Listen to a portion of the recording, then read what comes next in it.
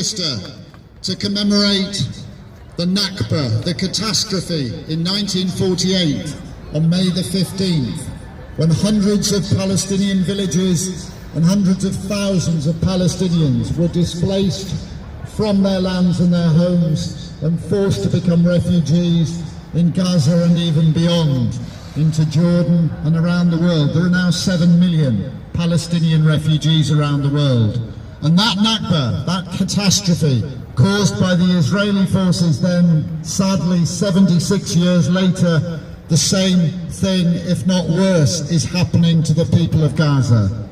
Israel has bombed the north of Gaza and forced people to leave, and then it's bombed them on their way to the south. And then when they've got to Rafah in the south, it has bombed them again and told them to move to the sea or the desert, where it's then bombed them once more. And now it is saying all the Israeli army forces are coming in and they're going to have to move again to the north. About 500,000 people have moved again for the third time, moving back up to the north, and yet there is still Israeli bombing in the centre of Gaza and the south, the Rafah crossing, where the vital humanitarian aid needs to be transferred to the Palestinians who are starving, and yet still Israel bombs the Rafah crossing, bombs the town of Rafah, and bombs the rest of Gaza.